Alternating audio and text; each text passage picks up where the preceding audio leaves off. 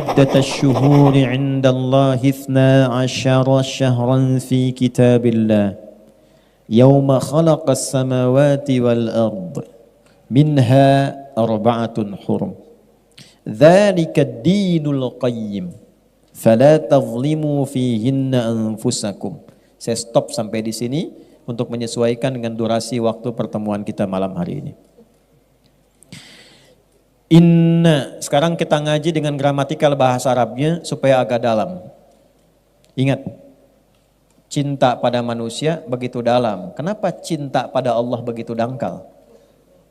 Jadi cintai Allah dengan seutuhnya, maka Allah akan dalam memperhatikan kita dengan sedalam-dalamnya. Itu poinnya. Saya bikin status. Inna harfu nasbin wa taukidin tansibul isma wa tarfa'ul khabara mabniyun 'alal fathi la mahalla lahu minal i'rab. Inna harfu nasbin wa taukid, huruf penguat yang menancap pada kolbu yang paling dalam. Harakatnya nasab. Nasab itu tancap yang dalam asalnya, tandanya fathah nanti. Orang Arab tuh berkata, ya sebentar, ada klakson. Pemirsa ada klakson di luar ya, mungkin tidak kedengaran sampai ke sana. Nasabar rajulu asahu fil ard. Seorang menancapkan tongkatnya di tanah sehingga saking kuatnya nggak goyang. Itu nasabah. Kalau ada ayat Al-Quran dibuka dengan inna, artinya tancapkan informasi ini dalam jiwamu yang paling dalam dan jangan pernah goyah. Saking pentingnya bulan Rajab ini, yang termasuk dalam satu di antara 4 bulan hurum, dibuka dengan kata inna, seakan Allah ingin mengatakan, hei, tancapkan informasi tentang ini dalam jiwamu yang paling dalam, jangan pernah goyah. Tansibul isma wa tarfa'ul khabara mabniyun 'alal fathi la mahalla lahu minal i'rabi. Ini akan memberikan nasab pada isim. Isim itu kata, benda. Nama kita disebut isim. Masmuka, siapa namamu? Dari kata sumu, artinya tinggi. Kenapa kita diberi nama dengan isim? Untuk ditinggikan.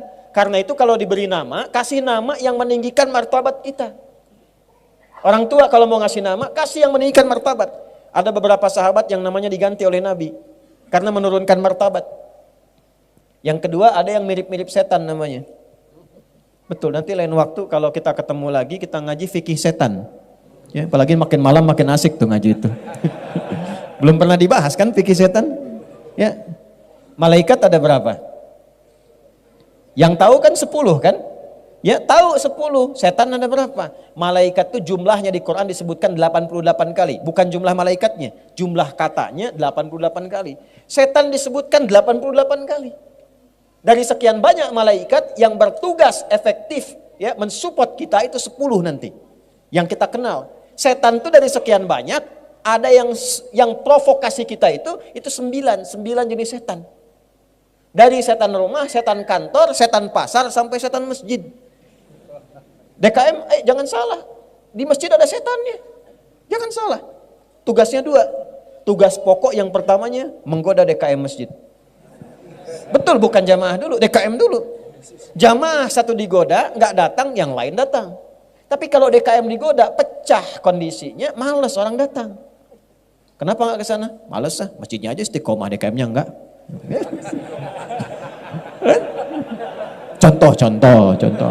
Contoh. Nah, kedua, baru kalau dia kompak, baru digoda ke jamaahnya. Yang digoda pertama kali dalam sholatnya. Digoda.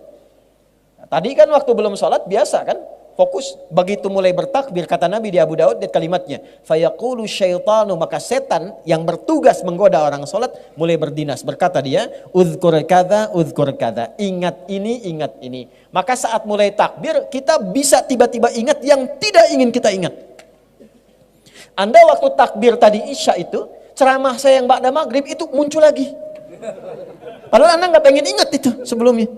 Ya, Allahu Akbar. Begitu Anda fokus, langsung jatuhkan tuduhan pada imam. Nah imam tiba-tiba ingat ya. Benar kan? Ada wajahnya tuh.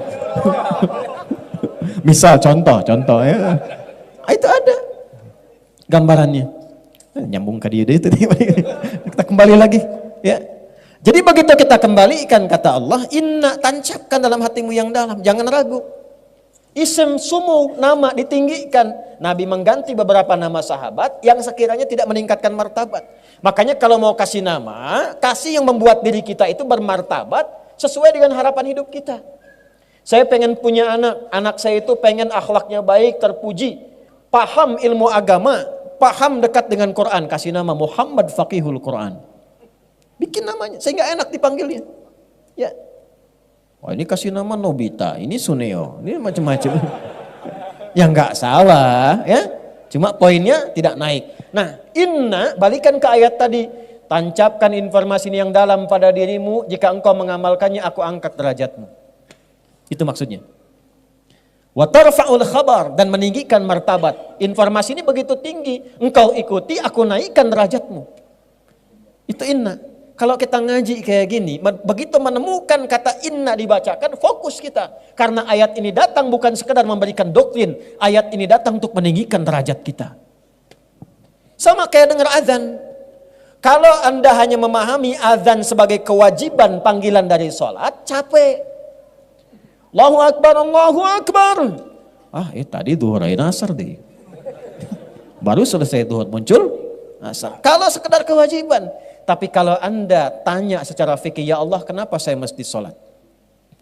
Allah balik tanya, kamu kan ingin bahagia, kamu kan ingin sukses, kamu kan ingin tenang, kamu ingin damai.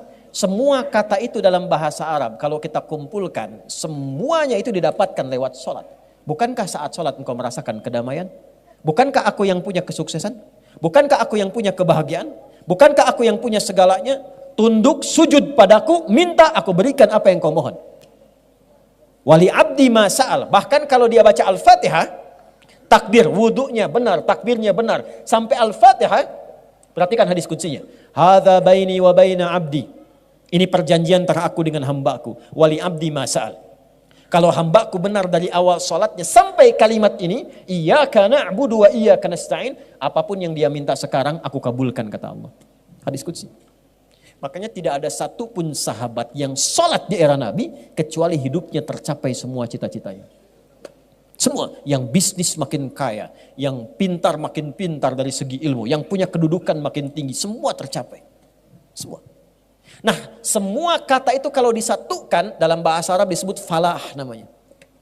Falah. Jadi kalau sukses saja, tapi belum tentu bahagia, itu fauz namanya. Fauz. Ya, fauzi, fauzan, faizah, faizin, faiz. Ada yang namanya faiz. Artinya orang yang diharapkan sukses dalam hidupnya. Walaupun belum tentu bahagia. Ya. Kalau dia itu diharapkan bahagia selama hidupnya, belum tentu sukses. Tapi bisa itu. Ya, tapi diharapkan bahagia, itu fariha. Orangnya farah. Sifatnya farhan, Muhammad Farhan, Farah Queen dan sebagainya, farah. Nah, aku naon nih? Farah, bahagia, belum tentu sukses. Sok pilih mana ya? Kaya tapi gelisah atau miskin tapi tenang? Gak ada pilihan ketiga, tong maksa. Hafal saya. Oh. Sukses tapi tidak bahagia atau bahagia tapi tidak sukses? Sok pilih mana? Oh, di belakang ibu-ibu mah tuh udah sukses dan bahagia. Alhamdulillah. Nah, ibu bahasa Arabnya sukses dan bahagia namanya falah. Falahun. Di mana ada agama di muka bumi ini yang mensupport pemeluknya supaya sukses dan bahagia 5 kali sehari. Diperdengarkan di telinganya, dikeraskan didengar. 24 jam terdengar di semua tempat. Diperdengarkan di telinga bahasa Arabnya disebut udhun, jamaknya disebut adzan. Dalam adzan diperdengarkan, hayya 'alas shalah. Anda tanya kenapa mesti sholat? Hayya 'alal falah. Karena sholat mengantarkan engkau pada pemilik kesuksesan. Sholat mengantarkan engkau pada kebahagiaan. Sholat membuat engkau tenang. Sholat mendekatkan engkau pada rizki. Jadi kalau kita tahu panggilan azan, panggilan sholat itu untuk mengantarkan kita pada semua kenikmatan yang kita harapkan, tidak ada perasaan malas. Allahu Akbar, Allahu Akbar. Ya Allah, panggilan kesuksesan. Lebaik ya Allah, datang saya. Allahu Akbar, Allahu Akbar. Panggilan ketenangan, saya sedang gelisah. Datang saya ya Allah. Allahu Akbar, Allahu Akbar. Tuhan keras tasting. Itu itu keras banget suaranya, tolong kecilkan sedikit. Nah, belum paham. Kalau belum paham, dipahamkan. Belum tahu, diberitahu. Jangan dimarahi. Allahu Akbar, Allahu Akbar. Misi Pak, mohon bisa dikecilkan suaranya. Kumaing weh. Kumain teh. Enggak. Jadi ada sesuatu yang mesti kita pertemukan di situ. Balik ke hadis tadi. Kan baru inna, masih panjang ini. Kita sampai jam berapa? 12 ya. Bahkan udah sampai jam 12. Saya jam 9 selesai. Ya. Terus inna harfu nasbin wa taukidin tansibul isma wa tarfa'ul khabara mabniyun 'alal fathi la mahalla lahu minal i'rab. Kuatkan 'alal fathi, buka. Hatinya buka. Pikirannya buka untuk mendengar informasi ini. Hatinya buka supaya sampai ke dalam jiwa. Dengar oleh telinga, renungkan oleh hati kita. Oleh pikiran, ayo masukkan. Direnungkan, masukkan ke dalam jiwa kita. Ya. La mahalla lahu minal i'rab, tidak kenal perubahan. Kalau sudah matang, yakin, komitmen, udah jangan berubah-ubah lagi. Dengar, lakukan. Jangan dengarkan lagi pengaruh yang lain-lain. Kalau Allah sudah menyampaikan firman-Nya, dengarkan, renungkan, tancapkan ke hati, yakini dengan kebenaran iman kita, sudah nggak usah dengar yang lain-lain lagi. Jangan ragu lagi, karena iman itu yakin tanpa ragu. Kebanyakan sekarang yang terjadi, yakin ada ragunya. Orang dulu yakin tanpa ragu, begitu dengar, mereka katakan, sami'na wa ata'na, ghufranaka rabbana wa ilaikal masir. Al-Baqarah 285. Sami'na, kami dengar, wa ata'na, kami taati, karena kami yakin. Orang sekarang sami'na wa nanyaina. Kami dengar, kami konfirmasi, tanya lagi. Kenapa subuh mesti 2 rakaat? Kenapa isya mesti 4? Akhirnya lambat mendapatkan capaiannya, banyak nanya. Kalau jelas, langsung lakukan. Apa informasi di ayat itu? Inna iddatasy syuhuri 'indallahi 12 syahran fi kitabillah. Aku tegaskan pada dirimu, tancapkan info ini ke dalam yang paling dalam pada lubuk hatimu, jangan pernah ragu. Buka pandanganmu, resapkan pada jiwamu, jangan terjadi perubahan setelah aku sampaikan firmanku kepadamu. Kala engkau beraktivitas, atur waktumu. Jangan sampai hidupmu tidak teratur. Aku tetapkan setahun sejak mencipta langit dan bumi, ada 12 bulan. Jadi Islam itu punya visi panjang, minimal kita atur agenda setahun ke depan mau ngapain. Jangan cuma tertulis di kalender angka, tapi kegiatannya nggak jelas. Bikin kegiatan. Ini adik-adik mahasiswa nih, ya, kapan mau lulus? Kapan mau lulus? Berapa IPK-nya saat lulus? Evaluasi, saya setahun kuliah nih, dapat apa setahun kuliah itu? Saya sebelum berangkat ke kampus itu, saya sudah tanya. Saya cita-cita pengen jadi A, saya turunkan. Saya pengen jadi ahli tafsir, pengen dekat dengan Quran, pengen ini itu, turunkan. Ilmu apa yang saya dapatkan? Kampus mana yang mendukung cita-cita saya ini? Di mana tempatnya? Ada apa di situ? Saya sebelum berangkat ke Tripoli, tanya kampusnya apa? Kuliah dakwah. Berapa jarak masjid ke asramanya? Saya hitung. Berapa jarak asrama ke perpustakaan? Ke kelas berapa? Di perpustakaan ada berapa ruangan? Kitab apa di ruangan 1 sampai seterusnya? Apa setahun yang bisa saya dapatkan di situ? Sebelum berangkat saya tanya teman-teman di sana, buku apa saja selama setahun diajarkan pertama masuk ke sana? Kita punya peta. Quran surah ke-59 itu, ayat ke berapa? Ke-18. Ya ayyuhalladzina amanu taqullaha wal tanzur nafsum ma qaddamat. Punya planning sampai ke akhirat, minimal kata Quran, tata setahun ke depan tuh mau ngapain? Tancapkan ke jiwa. Yang belum nikah, kapan mau nikah? Hah? Tuh. Yang sudah berumah tangga, bagaimana bisa mewujudkan samara, sakinah, mawadah, dan rahmah? Planningkan. Nanti setahun itu bagi lagi. Bagaimana cara membaginya? Indah, semua namanya diatur dari Al-Muharram sampai dengan Dzulhijjah. Setiap 12 ini dibagi berapa bagian? Ramadan kita ngapain, Syawal kita ngapain, Dzulqa'dah ngapain, Dzulhijjah ngapain. Makanya setiap bulan itu ada pedomannya, ada momentumnya. Nih saya tanya nih, potong sapi kurban, kambing kurban, itu bulan apa? Dzulhijjah. Orang sehebat-hebatnya puasa, nggak ada yang potong sapi kurban saat Ramadan. Coba silahkan cek. Terlampau soleh tuh. Ya. Walaupun tidak dilarang, tapi tidak disebut dan disifati dengan udhiyah kurban karena ada waktunya. Pertanyaannya kok bisa di waktu itu? Itu ada urutannya. Kenapa haji di puncak yang terakhir bulannya? Kenapa Al-Muharram di awal dan namanya pakai al? Asalnya bukan Muharram tapi Al-Muharram. Kalau Muharram itu yang dilarangnya, wujud perbuatannya. Misal, maaf, zina Muharram, selingkuh Muharram, mabuk Muharram, korupsi Muharram, menipu Muharram. Hukumnya disebut haram. Hukum zina apa? Haram. Perbuatannya Muharram. Kalau kita ingin komitmen meninggalkan itu, waktu kita meninggalkan semua yang dilarang, tambahkan al di depannya, Al-Muharram. Ya. Jadi kenapa tahunnya disebut Hijriyah? Hijrah tambah ya ikut tak sifat. Jadi kalau Anda ingin ikut berhijrah, ambil sifat-sifat orang hijrah. Hijrah itu bukan sekedar pindah tempat, sifatnya. Hijrah bukan kelompok, bukan golongan. Bukan Anda pindah pengajian A ke pengajian B jadi hijrah. Bukan. Bukan pindah ustadz A ke ustadz B jadi hijrah. Bukan. Hijrah itu sifat. Kalau pengen ikut, lihat simbolnya di mana. 12 bulan, tahunnya disebut Hijriyah. Karena di situ ada sifat-sifat kita untuk berhijrah. Al-Muharram kalau pengen hijrah, bagaimana mulainya? Tinggalkan semua yang dilarang oleh Allah dan Rasulnya. Belajar pelan-pelan dari ujung kepala sampai ujung kaki. Allah senang yang memandang itu gimana dipandangnya. Tanya pada iman kita. Maka berhijrah matanya hanya memandang yang Allah dan Rasul perkenankan. Pandang. Nanti iman kita bekerja. Begitu kata iman kita nggak layak dipandang, otomatis dia berpaling. Ghaddul basar. Qul lil mu'minina yaghuddu min absarihim. Katakan pada pria yang masih punya iman, iman membimbing matanya untuk memalingkan dari apa yang nggak boleh dipandang. Lisan begitu, dikonfirmasi. Wasari'u ila maghfirah. Begitu dipalingkan, lisannya istighfar. Allahu Akbar. Tum keluar dari sini. Kan sekarang musim-musim videotron tuh. Ya? Baligo bergentayangan di mana-mana dan seterusnya. Begitu videotron kelihatan, oh ini ada gambar yang ada auratnya. Itu kalau imannya ada, langsung otomatis dipalingkan. Lisan istighfar, astagfirullah. Enggak telat tuh. Dan itu semua bersamaan. Jadi bukan lisannya istighfar, matanya enggak berpaling. Astagfirullahaladzim. Keterlaluan nih yang pasang videotron ini. Enggak punya iman ya kayak ini. Ya.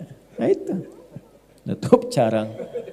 Aduh, itu gambarannya. Jadi semua bekerja. Itulah Al-Muharram, itulah hijrah.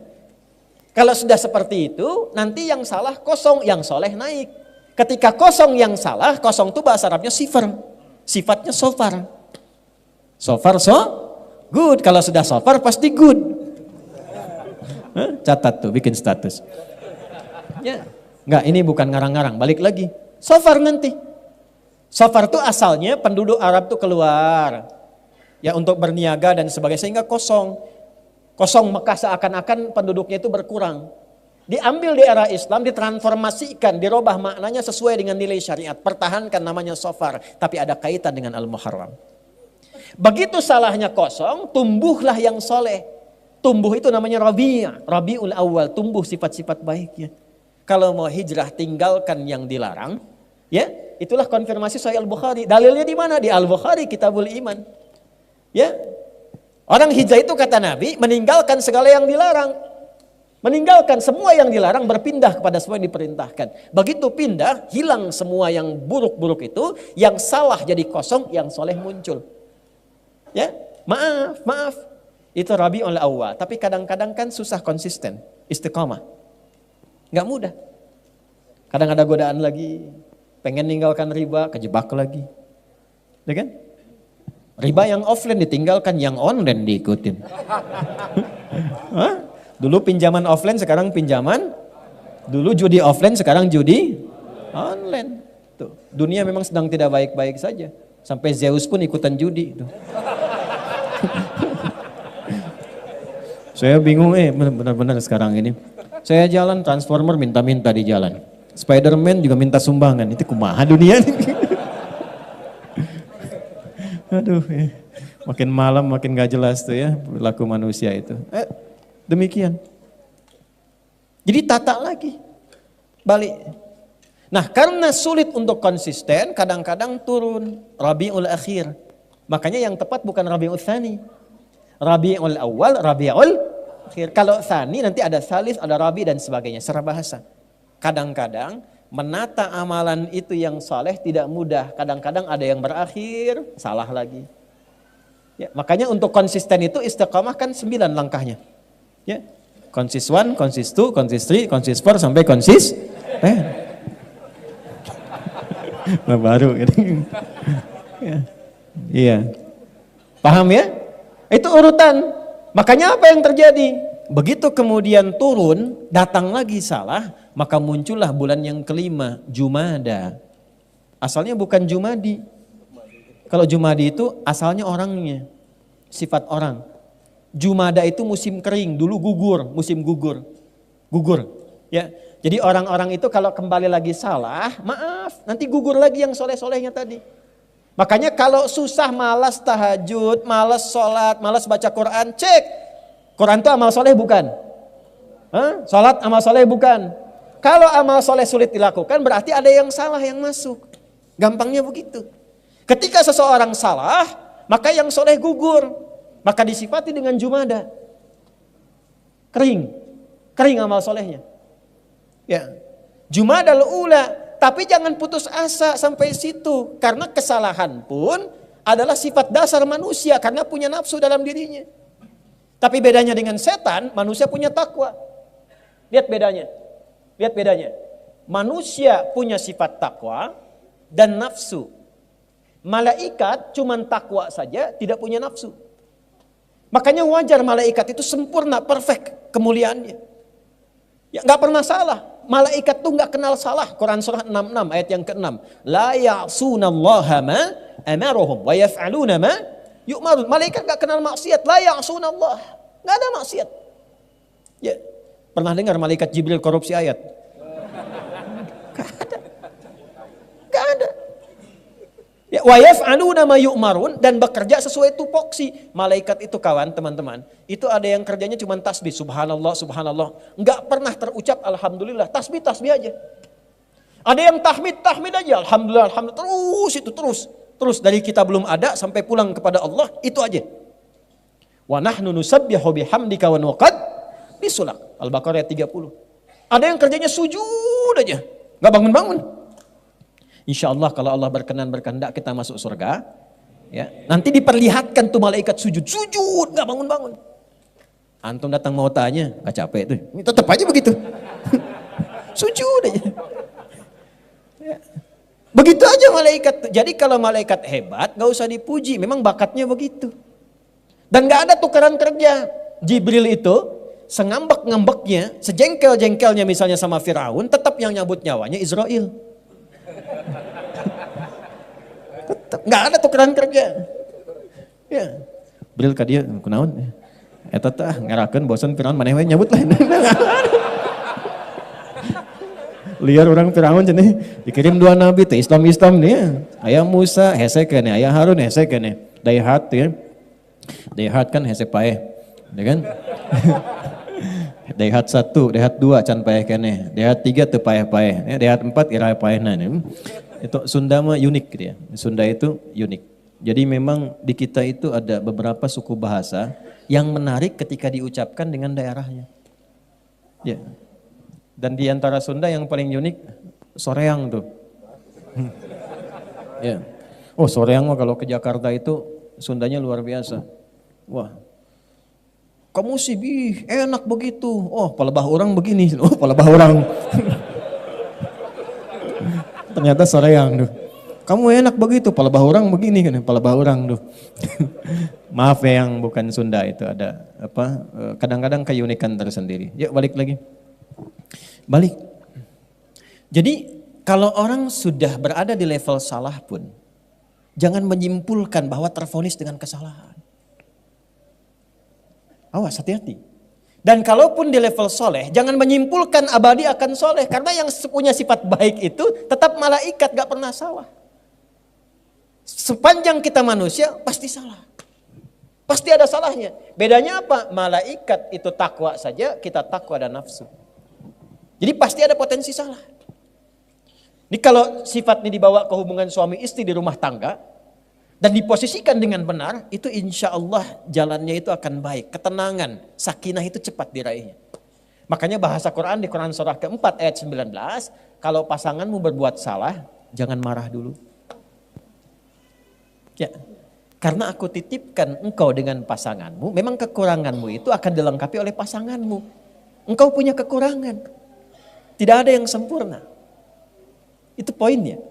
Jadi kalau kita, saya, Anda berbuat salah, jangan disimpulkan bahwa kesalahan itu abadi, itulah sifat setan. Makanya setan ketika diberikan jalan taubat, dia tidak mengambil. Setan itu ketika salah, diberikan jalan taubat. Ini dahsyatnya setan ini begini ya, saya tunjukkan gambaran ini. Waktu pertama Adam dicipta, unggul kan? Al-Baqarah ayat 34, diperintahkan semua makhluk, malaikat dan jin sujud, malaikat sujud, ini iblis tidak. Ya, iblis itu dari kalangan jin. Quran surah ke-18 ayat 50. Kana minal jinni fafasaqa an amri rabbi. Singkatnya, diberi konfirmasi oleh Allah untuk tobat. Al-A'raf ayat 12. Ma mana'aka alla tasjuda idh amartuk. Hei iblis, kenapa engkau tidak mau sujud ketika aku perintahkan? Bukan sujudnya, tapi ini perintah aku. Awas, hati-hati memahami ayat. Jangan sampai pertanyaannya begini, emang Allah nggak tahu iblis itu kenapa nggak mau sujud? Bukan. Allah maha tahu dengan keadaannya, tapi ingin mengkonfirmasi dengan lisannya langsung sehingga terdengar oleh semua makhluk yang lain. Dan tidak punya kesempatan ngeles dia. Jelas? Kadang-kadang hakim penyidik kan tahu perbuatannya. Cuman ditanya supaya konfirmasi di lisannya. Maka dia membantah, ana khairum minhu, saya lebih hebat dibandingkan dengan Adam. Khalaqtani min narin wa khalaqtahu min tin. Kau ciptakan aku dari api, kau ciptakan dia dari tanah. Tidak level, yang api harus sujud kepada yang tanah. Diusir dari kenyamanan.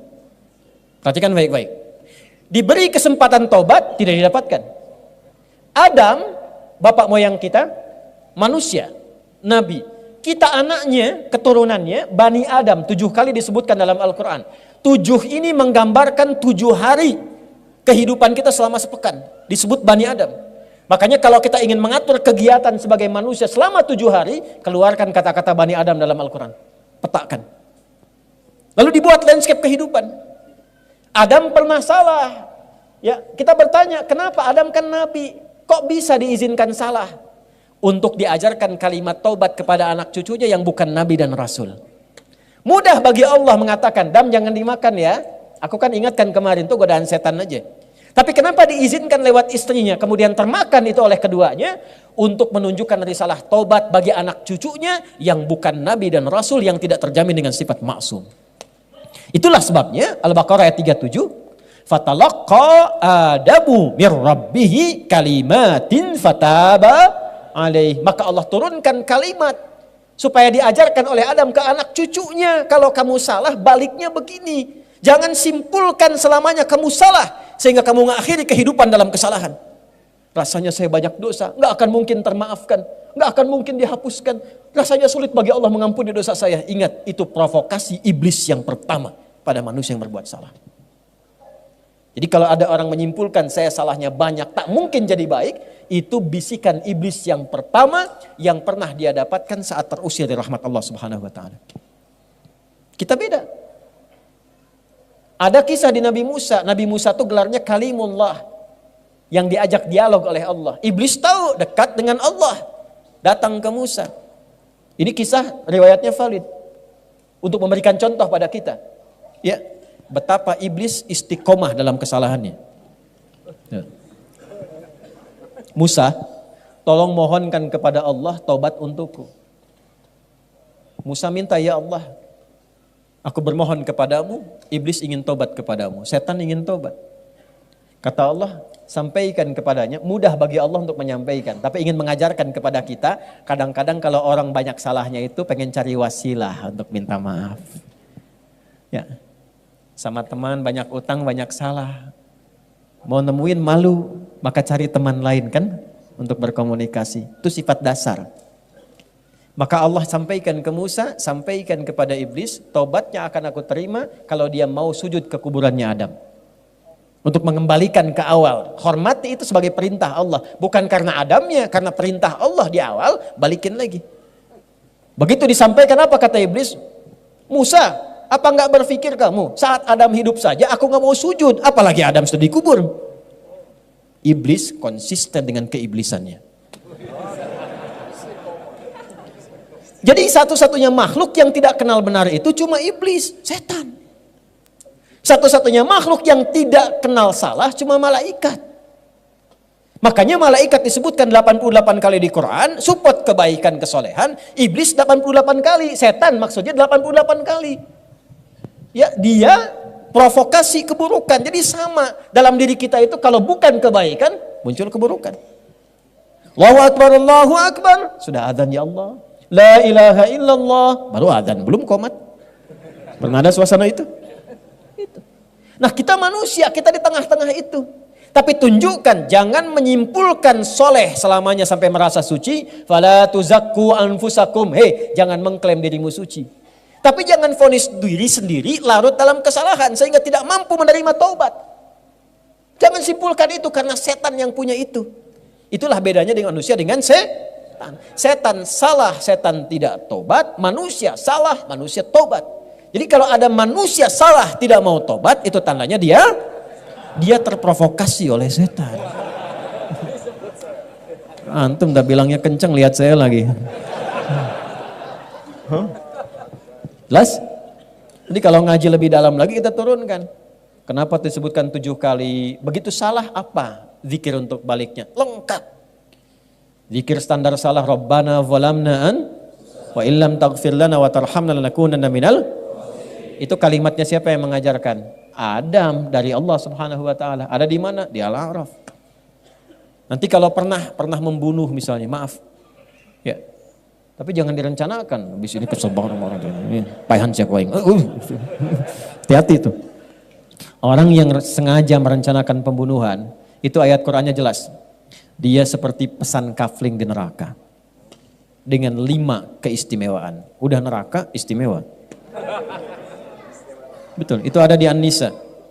Khususnya di ayat 93-94. Awas, wa may yaqtul mu'midan muta'ammida, siapa yang merencanakan pembunuhan? Pembunuhan berencana. Ya, hati-hati, pembunuhan berencana. Surat 4 ayat 93 sampai 94-nya. Awas, hati-hati. Fajazauhu jahannam, maka seakan-akan dia pesan kafling di neraka jahannam. Khalidan fiha, kekal di dalamnya. Wa ghadiballahu alaihi, 3, Allah murka kepadanya. Wa la'anahu, dilaknat oleh Allah. Wa a'adda lahu adzaban 'azima, dan dijanjikan siksa berlipat. Langsung 5 keistimewaannya. Awas, hati-hati.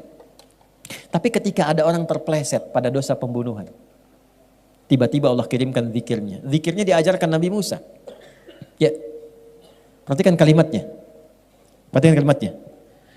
Rabbi inni, kalau ditarik ke zikir kita, Rabbi inni zalamtu nafsi faghfirli. Ya Allah, sungguh aku berbuat salah pada diriku. Sedangkan engkau yang paling sayang kepadaku. Maka dengan kasih sayangmu aku memohon ampunan kepadamu. Faghfarolah, maka diampunilah dosanya. Ada orang terjebak pada zina. Dosa banyak, kan minal kabair. Ya. Terkumpul dia, menyimpulkan dia, aduh bagaimana Allah masih sayang tidak kepada saya. Turun Quran surah ke-39 ayat 53. Kul, sampaikan Muhammad, viralkan pada umatmu.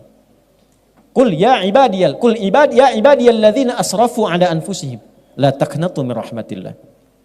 Katakan, hei hamba-hambaku yang memvonis pada dirinya, apakah aku akan masih mungkin diampuni oleh Allah? Dosaku begitu banyak. Katakan pada orang itu, tanamkan pada jiwamu, jangan putus asa dari kasih Allah Subhanahu wa taala.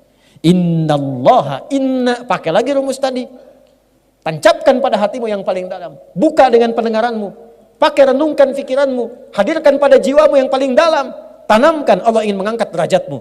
Jika engkau kembali kepada Allah, innallaha yaghfirudz dzunuba jami'a. Allah akan mengampuni semua dosa-dosa yang pernah engkau lakukan. Nanti caranya beda-beda. Ya, kembali kepada jalan yang lurus untuk menata jadi soleh kembali setelah Jumada tadi, tata lagi jadi baik tuh. Ya, nah kembali kepada jalan yang baik itu taubat namanya. Kerel yang benar. Ya, kerel yang benar. Balik lagi. Maka berakhirlah sifat salah tadi dari Jumadal Ula, Jumadal Akhirah. Gugur tuh, mau hilang. Bagaimana melatih itu? Muncullah bulan yang ketujuh disebut Rajab. Ini asalnya. Jadi jauh-jauh saya nerangkan tadi itu, nah ini intinya nih. Masuk ke Rajab. Tapi kalau saya nggak ceritain dari awal kan kita nggak paham mau kemana. Kita nggak tahu siklusnya, kenapa dibagi 12, kenapa Al-Muharram, kenapa Safar, kenapa Rabiul Awal. Ternyata ada maknanya. Nah ketika kita ingin kembali, saya pengen jadi baik, saya nggak mau celah orang lagi, nggak mau bikin hoax lagi, taubat saya jadi buzzer, misal ini, maaf ya buzzer. Misal balik lagi, ya, makanya ngajinya yang betul, taubat, ya ngaji yang betul nih, belajar sorof, caranya salah tasrifnya, tabaya tubuh youtuban, pas bakayu Facebook bukan, ya kan? Ya di tasrif. Balik lagi. Nah, itulah hadirnya Rajab. Makanya Rajab itu disebut bulan ta'zim, bulan mengembalikan kehormatan kita sebagai manusia. Bulan untuk mengevaluasi diri, mengembalikan kehormatan kita di hadapan Allah. Jadi ini bulan terhormat. Rajab tuh, bulan ta'zim, bulan terhormat. Karena manusia diciptakan terhormat, diminta berevaluasi di Rajab supaya berlatih. Balik lagi, kenali lagi. Maka apa yang dilakukan ini di bulan Rajab ini? Teruskan ayatnya tadi. Ya, dzalikad dinul qayyim, tatanan 12 bulan selama setahun dengan makna-makna dan nama yang diresapkan itu, itulah ketentuan agama yang lurus. Agama itu harus membimbing penganutnya, din itu harus mengarahkan penganutnya dengan benar, punya konsep yang bagus. Bahkan Quran menantang, kalau nggak percaya riset sendiri, pelajari sendiri. Mana ada tuntunan dalam din, dalam agama di muka bumi ini yang waktunya pun diterangkan maksudnya untuk apa, kegiatannya apa, capaiannya apa, petanya bagaimana. Inilah Islam yang lurus kata Allah. Jadi kalau pengen lurus, kerjakan ketentuan dalam Islam dengan benar. Balikin lagi, bagaimana fungsi Rajab itu yang masuk dalam bulan Hurum? Fungsi pertamanya, fala tazlimu fihinna anfusakum. Kalau masuk bulan-bulan Hurum yang 4, Dzulqa'dah, Dzulhijjah, Al-Muharram plus Rajab ini sekarang kita di dalamnya, amalan pertamanya fala tazlimu. Jangan sampai berbuat zalim. Bahasa singkatnya zalim itu maksiat. Jangan berbuat kriminal. Jauhi yang salah. Jadi sekarang ini masa-masanya berevaluasi diri untuk menata diri kita dari yang salah menjadi soleh. Ayo kita mulai rencanakan. Jadi sekarang ini bulan terhormat. Karena itu komennya Ibnu Abbas radhiyallahu taala anhuma, pakar Quran yang diberikan legalitas oleh Nabi, jika ada orang catat kalimatnya, ini kalimat bukan dari saya, tapi statementnya Ibnu Abbas. Pakar tafsir yang kepakarannya langsung mendapatkan legalitas dari Nabi. Turjumanul Quran gelarnya. Jika ada orang Islam yang sengaja berbuat maksiat di bulan Rajab, maaf bukan Rajab, di bulan Hurum. Dan Rajab termasuk di dalamnya. Jika ada orang Islam yang sengaja berbuat maksiat di bulan-bulan Hurum ini, maka dosanya dipandang 2 kali lipat oleh Allah dibandingkan dengan di bulan-bulan lainnya. Jadi kalau ada orang sekarang sengaja berbuat maksiat di bulan Rajab ini khususnya yang kita sedang berada di dalamnya, maka dosanya 2 kali lipat dibanding dengan hari biasa. Kenapa? Karena ini bulan terlarang untuk maksiat, lalu orang sengaja berbuat maksiat. Anda pimpinan di kantor, Anda katakan, hari ini spesifik, semua saya berikan satu larangan ya. Semua karyawan baik laki-laki perempuan, karyawan-karyawati, hari ini dilarang merokok semua. Ya, tiba-tiba Anda temukan satu karyawan yang merokok. Dia melanggar itu, sengaja. Begitu ditetapkan dan dia sengaja melakukan itu. Kira-kira sebagai pimpinan responnya bagaimana? Oke. Nah itulah dengan logika yang sama Ibnu Abbas menyimpulkan Allah membuat waktu evaluasi sehingga mencas kita kembali, mengembalikan kepada mode yang soleh, yang seutuhnya.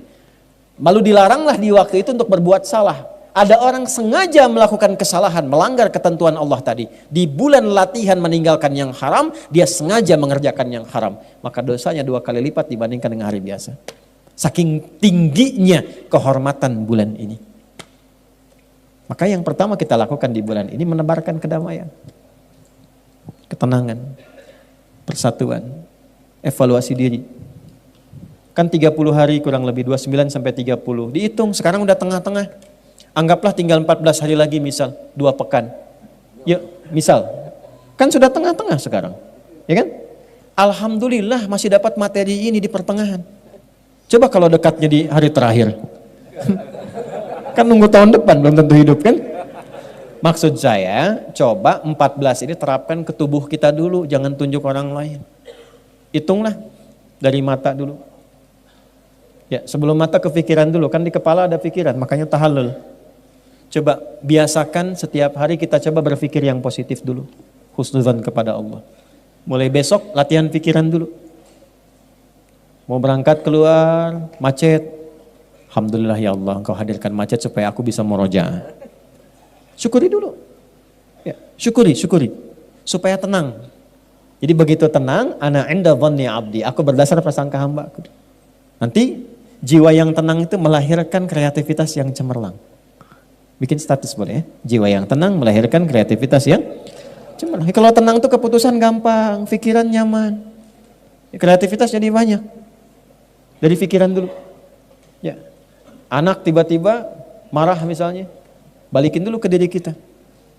Saya memang salah ya Allah, astagfirullah. Pelan-pelan, lihat lagi. Demikian. Tiba-tiba misalnya ada ketentuan dalam perusahaan. Ya. Mohon maaf untuk hari ini gaji barangkali agak terlambat 3 hari. Ya. Insya Allah baik ya Allah. Engkau yang menetapkan rezeki, semua bersumber darimu, semua akan kembali kepadamu. Kalau bukan di jalan yang ini, jalan yang lain pun pasti Engkau berikan. Jalan ke Roma saja lebih daripada 1000, maka jalan kepadamu tidak lebih daripada itu. Minta. Datang. Ya. Pikiran yang baik. Naik ke bis, Bu, ya, mahasiswa atau mahasiswi. Ada orang tatoan, tangannya merogok kemudian ke kantong orang lain. Nah itu mah bukan husnudzon, copet itu. Yang benar. Tata pikiran kita. Besok sehari. Nanti dari situ turun ke mata. Latihan lusa supaya melihat yang baik-baik saja, yang tak baik gak usah dilihat. Ya, nanti ukuran yang tak baik itu apa? Iman kita ngukur. Coba status dilihat, status orang lain diupdate, status diri sendiri nggak pernah diupdate. Cek. Nanti dari mata turun ke mulut dulu, langsung ke hati aja. Mata turun ke mulut, jangan langsung ke hati aja, masuk ke hati. Ke lisan, atur. Bicara yang betul. Ya, kata-katakan yang baik. Rumusnya gampang. Man kana yu'minu billahi wal yaumil akhir falyakul khairan aw liyas. Itu semua pakai iman, Pak. Itu kepala pakai iman, mata pakai iman. Kullil mu'minin, kullil mu'minat. An-Nur ayat 30 sampai 31. Begitu turun ke lisan pakai iman lagi. Ya ayyuhalladzina amanu. Quran surah 49 ayat 11 sampai dengan 12. La yafraqum min qaum. Latihan jangan mencela. Jangan mencela. Mau pakai lisan, mau pakai tangan. Karena tangan itu konfirmasi lisan di era sekarang. Lisannya diam tapi statusnya tajam. Ya, makanya wudu itu kan wudu saat basuh tangan itu kan dari jari ke siku. Ya, ilal marafiqi wamsahu bi ru'usikum kemudian wa arjulakum. Tapi sebelum itu apa? Wa aydiyakum ilal marafiq, tangan sampai siku. Ayatnya tidak mengatakan siku ke tangan. Walaupun sah saja begini wudunya sah. Tapi yang terbaik dari tangan ke sini. Karena di wudu itu ada risalah taubat. Abis wudu doa kita itu asyhadu an la ilaha wa asyhadu anna muhammadan Allahumma ja'alni minat. Ya Allah jadikan aku orang taubat. Apa hubungan wudu dengan taubat? Karena saat wudu itu kita bertobat dari perbuatan-perbuatan anggota tubuh kita yang sering digunakan. Makanya yang dibasuh, yang diusap itu bagian tubuh yang dipakai interaksi. Kenapa tangan itu rahasianya sampai ke siku, dari jemari ke siku begini, ambil airnya, tuangkan, basuh ke sini.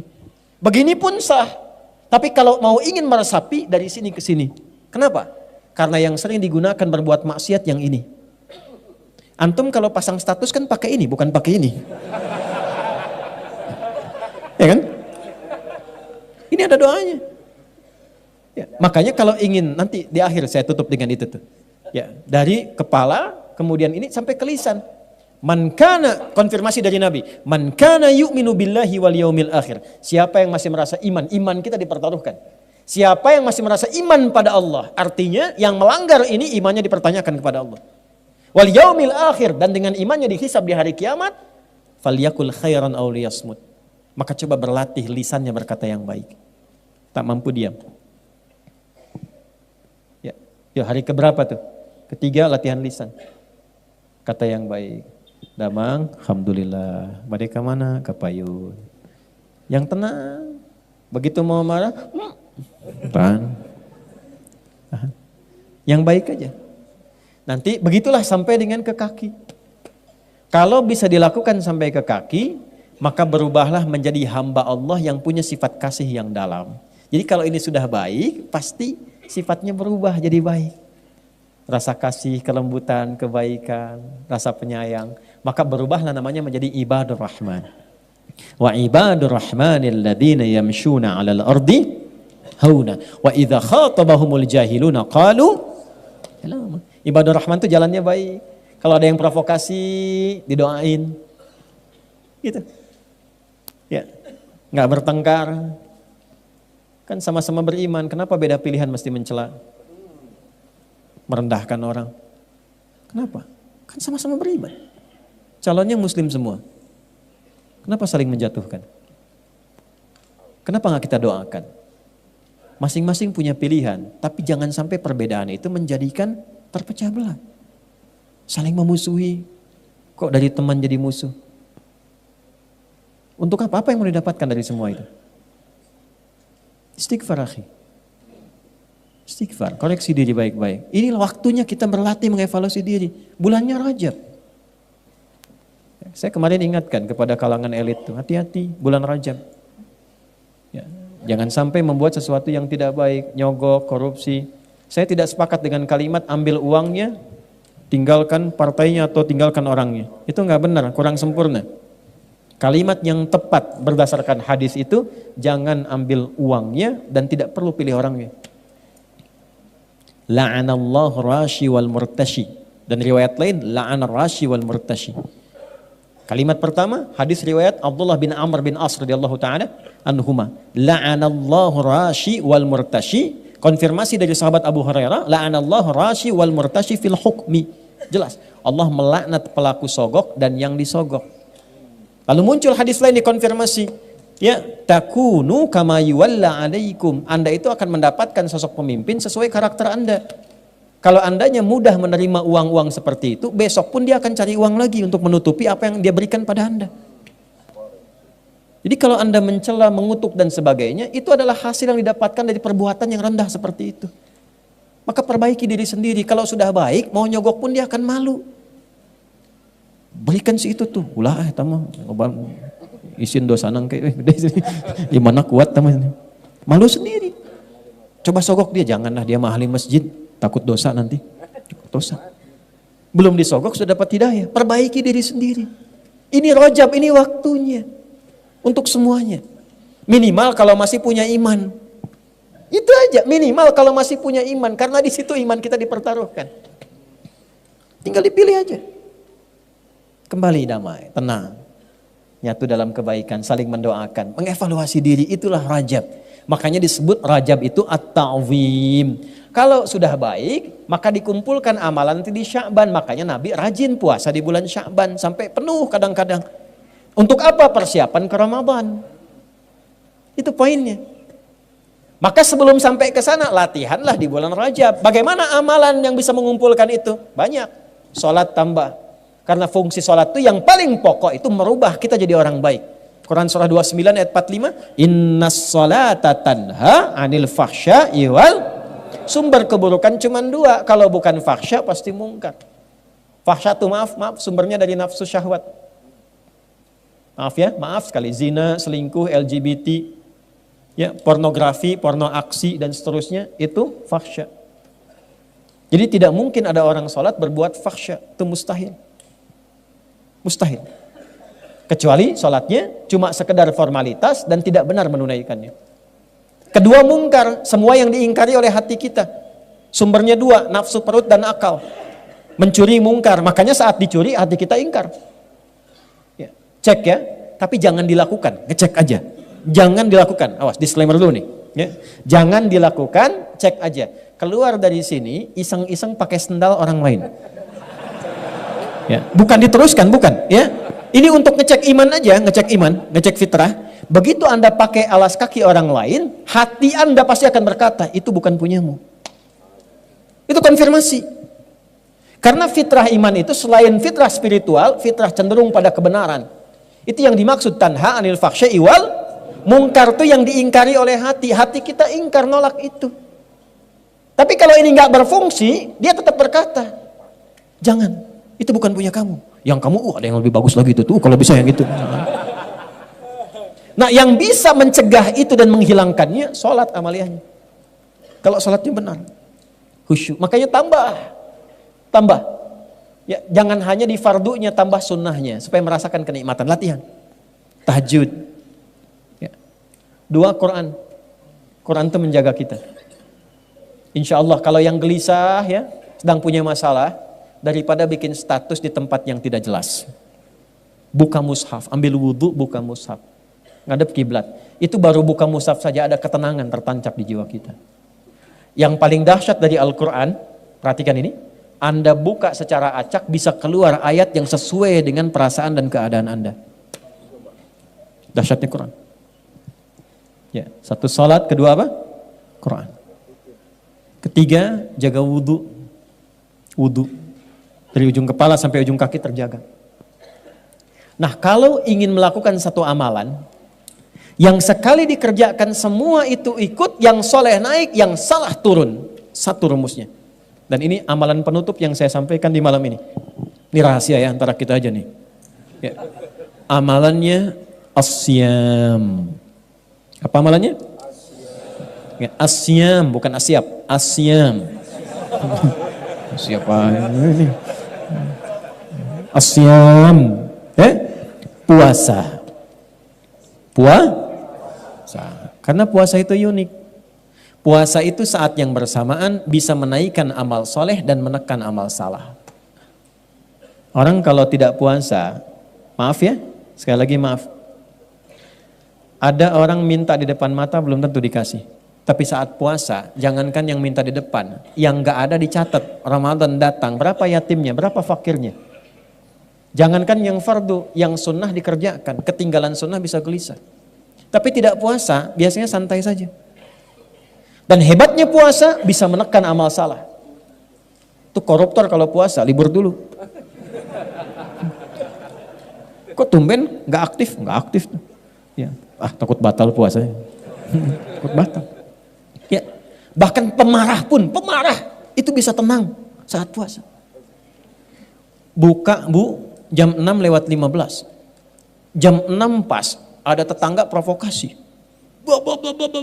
Dia diem aja. Istrinya bingung, biasanya marah, bapak kenapa enggak? Istrinya tanya, Pak tumben gak marah? Ntar habis maghrib. Ntar habis maghrib nih, ditahan dulu, habis maghrib lupa. Semakin lupa daripada ngurangin pahala gitu ya. Jadi puasa itu unik, membuat kita lebih soleh, mengecilkan yang salah.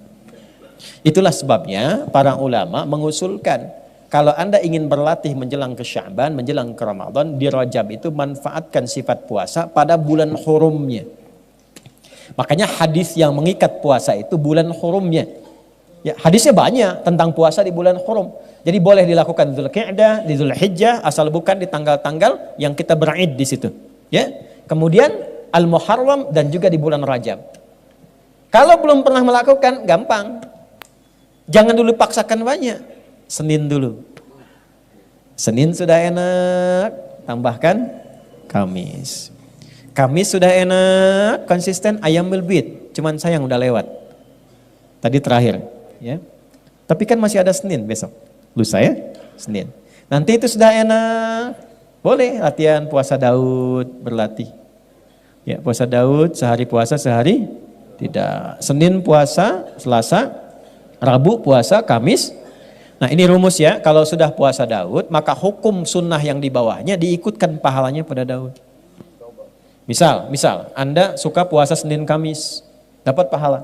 Sudah rutin Anda naikkan levelnya ke Daud. Senin puasa, Selasa tidak, Rabu puasa, Kamis. Ketika Kamis Anda tidak puasa, pahala puasa Kamisnya tetap dituliskan sempurna. Dalilnya idza maridal abdu aw safar kutiba lahu mithla ma kana alaihi muqiman sahiha.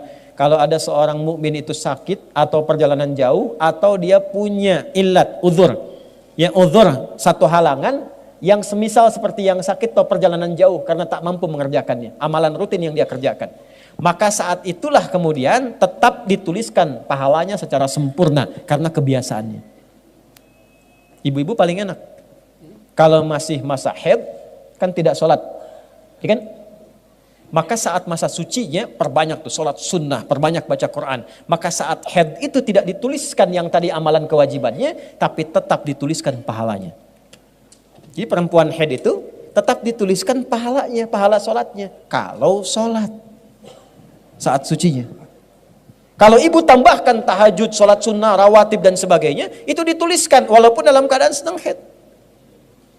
Nah sekarang intinya PR kita sekarang naikkan levelnya, evaluasi diri kita sehingga lebih baik, lebih tenang, lebih nyaman.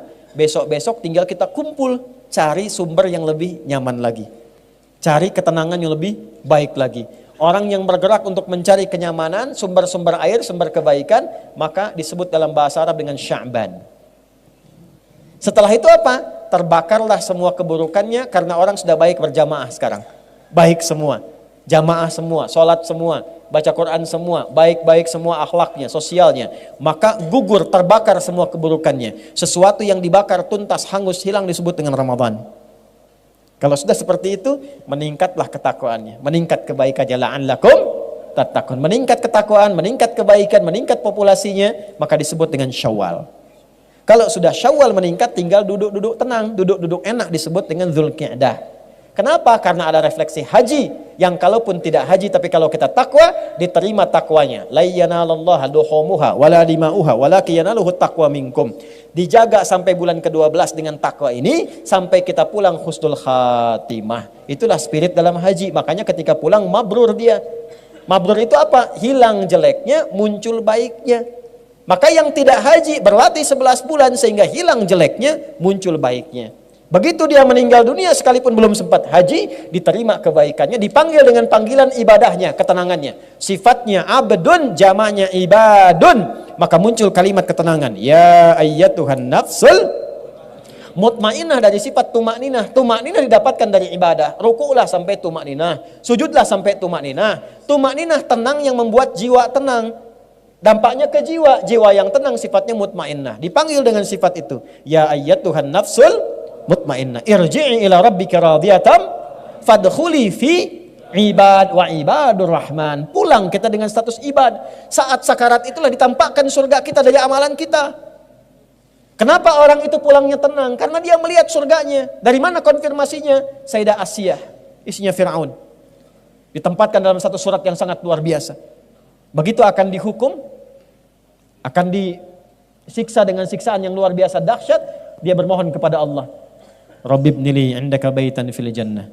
Ya Allah, mohon tunjukkan kuasamu padaku dengan menunjukkan janjimu, bangunkan istana untukku di surga sesuai dengan janjimu.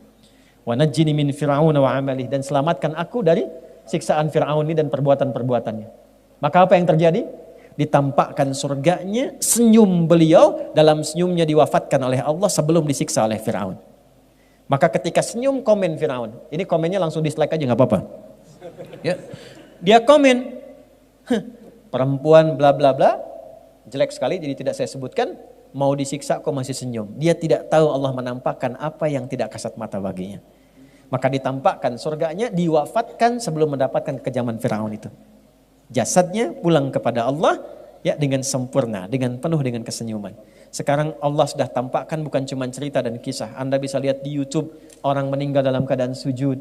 Anda bisa lihat di YouTube orang meninggal sedang baca Al-Quran. Anda lihat di YouTube orang meninggal sedang ceramah. Ketika mereka meninggal dalam keadaan baik, masihkah Anda ingin melakukan maksiat? Dan terbayangkah mungkin Anda wafat dalam pekerjaan itu? Elit-elit terbayang kalau sedang nyogok meninggal? Anda terbayang ketika meninggal sogokan meninggal? Ketika mengumpat meninggal? Ketika mencela meninggal? Mau meninggal seperti itu? Maka kembalilah, Rajab mengajarkan kita untuk berevaluasi diri. Itulah peran pentingnya Rajab. Berusaha kita semaksimal mungkin merubah diri di bulan ini. Saya ajarkan satu doa yang paling efektif insya Allah, yang ringan padat, tapi membuat kita cepat berubah jadi baik. Tolong catat ini dengan baik ya. Bismillahirrahmanirrahim. Allahumma paksain. Ayo rekam. Rekam ya, tulis. Ayo. Allahumma paksain. Paksa berubah. Kalau nggak memaksa diri susah. Paksa. Bukankah saat kita mau berdiri kita memaksa diri? Bukankah saat mau makan nasi kita memaksa diri? Ya. Kenapa ketika kita ingin berubah menjadi lebih baik tidak memaksa diri kita? Allahumma paksain. Ya. Ayat tahu ya kedua cekap itu. Memaksakan itu. Ya. Wirid memaksain. Jelas? Nah, kurang lebih itu materi yang bisa kita gali. Jangan banyak-banyak. Yang penting kita mengerti apa tujuannya, substansinya apa. Yang penting prakteknya. Itu poin yang paling besarnya. Teman-teman, pertama terima kasih untuk kebersamaan di malam hari ini. Semoga Allah tuliskan pahala untuk kita semua. Semoga Allah tuliskan kebaikan untuk semua. Saya minta maaf kalau sampai malam ini belum bisa mengajar dengan baik. Sehingga mungkin yang lama belajar belum bisa berubah jadi lebih baik, ya tinggalkan saja saya, cari guru lain. Guru yang baik itu yang bisa membuat kita lebih dekat dengan Allah. Membuat kita berubah lebih baik. Kalau memang mengaji dengan kami, dengan saya khususnya, belum mendapatkan itu, tinggalkan, cari guru lain. Dan maafkan saya. Tolong dimaafkan. Teman-teman bikers, saya terakhir kita ketemu bulan Desember 2 tahun lalu ya. Coba dicek dapat apa itu selama ngaji. Kalau belum dapat apa-apa, cari guru yang lain. Ya, teman-teman yang lain juga ya, evaluasi diri, di rumah tangga evaluasi, pekerjaan evaluasi, pada diri kita evaluasi. Nah, terima kasih untuk DKM Istiqamah. Mudah-mudahan sesuai namanya istiqamah dalam kebaikan. Nah, ini penting sekali. Ya, tadi saya diinfo punya banyak program, ada zakat, ada lajnah, ada macam-macam, ada lazis, ada nampung untuk Palestina, ada segala rupa. Silahkan yang baik-baik saling bekerja sama. Mana yang bisa melakukan, mungkin kita bisa mengumpulkan, orang lain yang menyalurkan. Alhamdulillah, yang penting niatnya ada baik di situ. Ya, semua kita punya peluang untuk berperan dalam kebaikan. Sepanjang kita bisa saling mendoakan dalam kemuliaan insya Allah. Itu yang bisa saya sampaikan. Mohon doa. Hari ini kita akan bergerak lagi ya, dan menyiapkan kembali agenda berikutnya. Tapi saya ingin mengkonfirmasi sebelum menyelesaikan ini dengan kita berdoa bersama-sama dengan kebaikan. Jelas apa yang saya sampaikan? Saya ulangi, jelas yang saya sampaikan? Paham insya Allah? Baik. Nah, ada ayat yang menarik di Al-Maidah itu, khususnya di ayat ke-100 ketika Allah menyampaikan, tapi ini khusus bagi orang beriman, karena itu panggilannya pakai iman. Ya ayyuhalladzina amanu la tas'alu an asya'a in tubdalakum tasukum. Hei orang-orang yang masih merasa punya iman, jika uraian penjelasan sudah jelas disampaikan kepadamu dan engkau paham, maka jangan banyak dipertanyakan lagi. Karena ciri orang beriman ketika jelas paham dilaksanakan. Semakin banyak ditanya, semakin akan menjadikan keterangan itu menjadi lebih tidak jelas lagi. Jelas tadi uraiannya? Paham? Ada pertanyaan? Nah, iman dipertaruhkan, iman, hati-hati. Ya, itu hanya penutup saja untuk keakraban. Kita berdoa, mudah-mudahan doa kita dikabulkan oleh Allah Subhanahu wa taala. Oh iya, sebelum berdoa, karena ini ada bikers cukup banyak, saya memberikan nasihat khusus. Tolong jaga aturan Allah seperti Anda menjaga aturan di dunia ini. Jadikan kendaraan Anda itu bukan hanya mengantarkan pada touring dunia, tapi sampai mengantarkan Anda pada rahmat Allah di akhirat. Maka jaga hukum-hukum di dunia. Ya, tetap walaupun motor Anda bagus, baik dan sebagainya, tetap harus gunakan sesuai aturan. Kelengkapan, STNK, semua dan sebagainya pakai. Dan tolong hormati lingkungan-lingkungan sekitaran. Jangan sampai gunakan kendaraan hanya untuk menunjukkan saya punya sesuatu yang lebih hebat. Knalpot dirobah-robah, diberong-berong dan sebagainya, digerung-gerung gak karuan. Cuman satu orang di Indonesia ini yang boleh menggerung-gerung, namanya Rocky. Yang lain nggak usah. Ya. Anda yang punya motor nggak usah. Ya, knalpot diatur yang baik dan hormati. Awas, lakukan dalam keadaan sadar. Sepanjang muslim, jangan minum-minum yang tidak dibenarkan dalam syariat. Hormati tempat lingkungan. Ini sedang ngaji, jangan sampai anda muter-muter pakai motor kencang-kencangin. Ya, sehingga menimbulkan ya potensi-potensi yang tidak baik. Dan juga ada tempat-tempat yang sensitif, tempat-tempat yang harus dijaga marwahnya. Polisian, ya, Mapolres misalnya, Mapolsek misalnya, di tentara, di Kodim, di asrama, itu tempat yang kita jaga marwahnya. Jangan sampai lewat putar-putar situ, knalpot sengaja dibunyi-bunyiin. Itu kan? Hanya untuk merespon sesuatu yang tidak diharapkan. Hukum sosial pasti berlaku di situ. Jaga marwah, saling menghormati, dan semoga Allah menjaga kita semua insya Allah ya. Nah, ya. Allahumma taqabbal minna innaka antas sami'ul alim wa tub 'alaina innaka antat tawwabur rahim. Allahumma nashkuruka hamdan kama ya Allah kama yanbaghi li jalali wajhikal karim wa 'azimi sultani. Allahumma nahmaduka hamdan kama 'allamtana an nahmadak wa nashkuruka syukran kama 'allamtana an nashkurak. Antal muqaddim wa antal muakhir bi yadikal khair innaka 'ala kulli syai'in qadir. Allahumma nusalli wa nusallim 'ala habibikal karim rasulikal mustafa al-amin sayyidina Muhammadin wa 'ala alihi wa sahbihi ajma'in. Rabbana la tada' lana fi maqamina hadha wa fi kulli maqamin dhanban illa ghafartah. Ya Allah, jika ada satu hambamu datang ke pengajian ini, dimanapun ia duduk di bumimu ini, dan membawa kesalahan dan dosa, maka mohon ya Allah, jangan biarkan ia pulang meninggalkan pengajian ini, kecuali Engkau gugurkan seluruh dosa-dosanya. Wala hamman illa farajtah ya Allah, jika ada jamaah yang datang di malam ini dari manapun, membawa kegelisahan, jangan biarkan ia pulang, kecuali Engkau telah tenangkan keadaan hatinya. Wala asiran illa yassartah ya Allah, Engkau yang maha mengetahui, jika ada jamaah yang datang membawa kesulitan dalam hidupnya, sulit di rumah tangganya, pekerjaannya atau apapun, maka mohon dengan keikhlasannya ya Allah, pada malam hari ini, detik ini ya Allah, hilangkan seluruh kesulitannya. Wala maridan illa syafaitah, jika ada yang sakit di antara kami, mohon sembuhkan dan angkat penyakitnya. Allahumma ya Allah, alimna ma yanfa'una wa khasatan fi hadzal rajabul mudhari arhamar rahimin. Ya Allah, ajarkan kami segala ilmu yang bermanfaat, khususnya di bulan Rajab yang mulia ini, yang telah Engkau tetapkan melalui risalah Rasulmu. Allahumma asli ahwalana ma yuqarribuna ilaika ya rabbal alamin. Ya Allah, berikan kami kemampuan, tolong kami untuk mampu memperbaiki diri kami, sehingga kami bisa lebih dekat dengan rahmat-Mu. Idza kana hunalika baqiyatu hayatina faj'al baqiyata hayatina hayatan thayyibah. Ya Allah, jika terbentang sisa hidup di malam ini untuk kami sampai kapanpun, mohon rubah sisa hidup kami lebih baik untuk kami. Jika ada pelaku maksiat datang di malam ini, mohon sentuh hatinya untuk bertobat ya Allah. Jangan biarkan ia pulang kecuali Engkau terima tobatnya ya Allah. Allahumma tubna ilaika taubatan nasuha. Ya Allah, kami bertobat kepadamu dengan tobat yang sesungguhnya. Allahumma ja'al akhir wafatina husnul khatimah. Ya Allah, kalau kami wafat di malam ini pun mohon jadikan cara kami pulang husnul khatimah.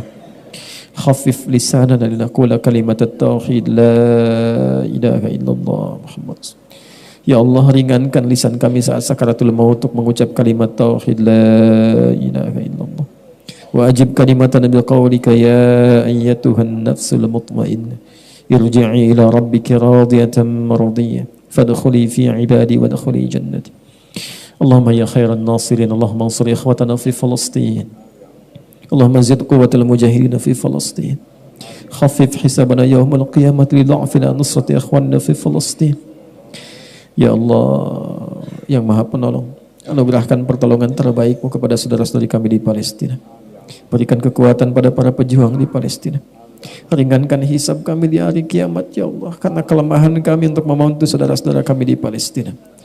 Allahumma rzuqna ni'matas shalah fi Masjidil Aqsa. Ya Allah, berikan waktu sisa hidup kami agar mendapatkan kenikmatan salat di Masjidil Aqsa. Allahumma wahid sufufana wahfad biladana Indonesia wa jannibna minat tafruqah. Ya Allah, mohon jaga negeri kami Indonesia, jauhkan kami dari perpecahan. Allahumma hfad umara'ana waj'alhum udala. Ya Allah, berikan hidayah kepada para pemimpin kami siapapun mereka ya Allah. Berikan hidayah pada mereka ya Allah, agar bersikap adil, bersikap baik, bersikap bijak dalam kepemimpinan mereka. Berikan sentuhan pada jiwa mereka bahwa jabatan adalah amanah dan akan dihisab. Ringankan hisab mereka di hari kiamat ya Allah. Allahumma hfad ulama'ana waj'alhum mukhlashina lakad-din. Ya Allah, ikhlaskan para ulama kami ya Allah. Jaga para ulama kami ya Allah. Berikan mereka kemampuan untuk mencerahkan dan jauhkan dari perpecahan. Rabbana atina fid dunya hasanah wa fil akhirati hasanah wa qina adzabannar. Wa sallallahu ala sayyidina Muhammad wa ala alihi wa sahbihi ajma'in wa akhiru da'wana subhanakallahumma rabbana wa bihamdika asyhadu an la ilaha illa anta nastaghfiruka wa natubu ilaik walhamdulillahi rabbil alamin.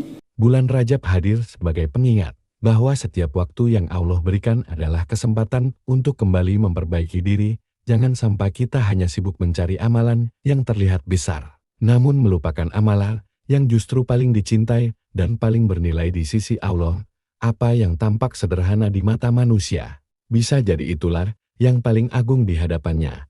Maka jadikan bulan Rajab ini sebagai titik awal untuk meluruskan niat, memperbaiki ibadah, dan mendekatkan hati kepada Allah dengan amalan yang benar dan istiqomah. Semoga setiap langkah kecil yang kita niatkan karenanya menjadi sebab datangnya ketenangan, keberkahan hidup, dan diterimanya amal-amal kita. Semoga bulan Rajab ini mengantarkan kita menuju jalan pulang yang diridhoi oleh Allah.